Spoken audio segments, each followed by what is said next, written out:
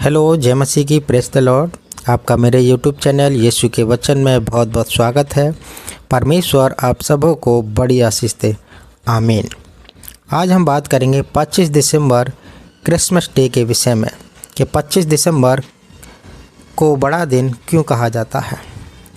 जब हम यीशु मसीह को नहीं जानते थे तो हम इसे बड़े दिन के रूप में मनाते थे। इस दिन हम अपने घरों पर पकवान बनाकर अच्छा भोजन बनाकर खाते थे। इस प्रकार से हम बड़ा दिन बनाते थे। हमको नहीं पता था इस दिन क्या हुआ था, क्या घटना हुई थी, लेकिन आज हम जानने की कोशिश करेंगे परमेश्वर के पवित्र वचन के द्वारा, बाइबल के द्वारा, कि क्रिसमस डे को बड़ा दिन क्यों कहा जाता है। क्या इस दिन 24 घंटे की जगह 25 घंटे होते हैं इसलिए इसे बड़ा दिन कहा जाता है? जी नहीं, घंटे तो 24 ही होते हैं। लेकिन आज के दिन ऐसा क्या घटना हुआ, ऐसा क्या हुआ जो इस दिन को बड़ा दिन कहा जाता है।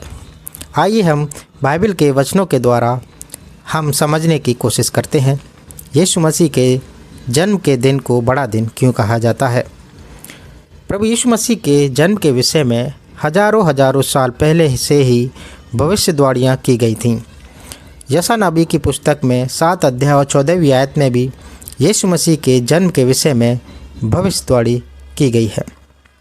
यशायाह नबी की पुस्तक 9 अध्याय और 6वीं आयत में भी यीशु मसीह के विषय में भविष्यवाणी की गई है। एक कुंवारी स्त्री से यीशु मसीह का जन्म होगा और हमारे लिए एक बालक उत्पन्न होगा और प्रभुता उसके कंधे पर होगी। इस भविष्यवाणियों के हजारों साल बाद जब यीशु मसीह का जन्म होना था, उससे पहले ही यीशु मसीह का जन्म कैसे, कब और क्यों होगा, स्वर्ग से स्वर्गदूतों ने आकर संदेश दिया और उन्होंने मरियम से कहा। 6वें महीने में परमेश्वर की ओर से जिब्राइल स्वर्गदूत गलील के नासरत नगर में एक कुंवारी के पास भेजा गया जिसकी मंगनी यूसुफ नामक दाऊद के घराने के एक पुरुष से हुई थी। उस कुंवारी का नाम मरियम था। स्वर्गदूत ने उसके पास भीतर आकर कहा, आनंद और जय तेरी हो, जिस पर ईश्वर का अनुग्रह हुआ है, प्रभु तेरे साथ है। वह उस वचन से बहुत घबरा गई और सोचने लगी कि यह किस प्रकार का अभिवादन है। स्वर्गदूत ने उससे कहा, हे मरियम, भयभीत ना हो, क्योंकि परमेश्वर का अनुग्रह तुझ पर हुआ है। देख, तू गर्भवती होगी और तेरे एक पुत्र उत्पन्न होगा। तू उसका नाम यीशु रखना। वह महान होगा और परम प्रधान का पुत्र कहलाएगा और प्रभु परमेश्वर उसके पिता दाऊद का सिंहासन उसको देगा और वह याकूब के घराने पर सदा राज्य करेगा और उसके राज्य का अंत ना होगा। मरियम ने स्वर्गदूत से कहा, यह कैसे होगा, मैं तो पुरुष को जानती ही नहीं। लेकिन स्वर्गदूत ने उसको उत्तर दिया, पवित्र आत्मा तुझ पर छाया करेगा और परम प्रधान की सामर्थ तुझ पर छाया करेगी, इसलिए वह पवित्र जो उत्पन्न होने वाला है परमेश्वर का पुत्र कहलाएगा। इस प्रकार से स्वर्गदूत ने मरियम से कहा। स्वर्गदूत ने यूसुफ को भी स्वप्न में स्वर्गदूतों ने बताया कि यीशु मसीह का जन्म क्यों होगा। जहाँ यीशु मसीह का जन्म क्यों होना है? यीशु मसीह का जन्म पापों से उद्धार करने के लिए हुआ। मेरे और आपका जन्म अपने घर का वंश बढ़ाने के लिए हुआ होगा, किसी का डॉक्टर बनने के लिए होगा, किसी का इंजीनियर बनने के लिए होगा और भिन्न भिन्न प्रकार से किसी ना किसी का जन्म किसी विशेष उद्देश्य के लिए हुआ होगा। लेकिन पूरी दुनिया में सिर्फ एकमात्र प्रभु यीशु मसीह एक ऐसा प्रभु है जिसका जन्म लोगों का उनके पापों से उद्धार करने के लिए हुआ। परमेश्वर का वचन कहता है, 1 तीमुथियुस 1 अध्याय और उसकी 15वीं आयत में, यह बात सच और हर प्रकार से मानने के योग्य है कि यीशु मसीह पापियों का उद्धार करने के लिए जगत में आया।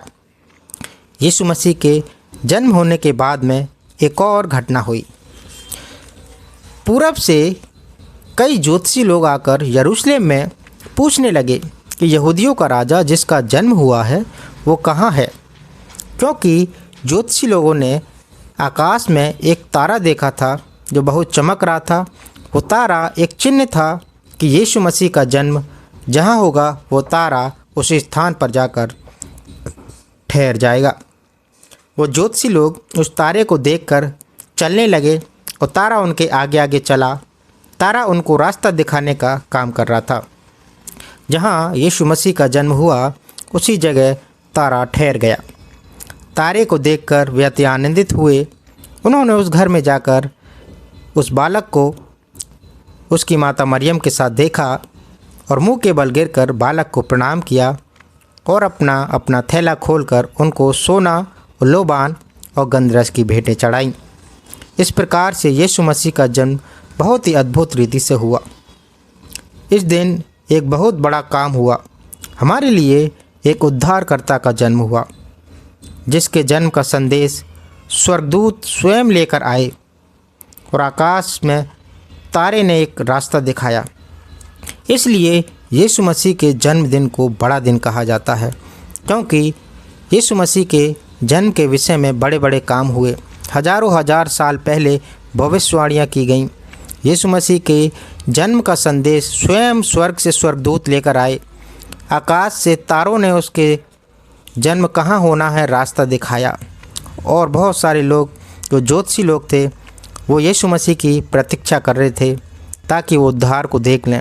और जैसे ही उन्होंने यीशु मसीह को देखा और उसको मुंह के बल गिरकर यीशु मसीह को उन लोगों ने प्रणाम किया।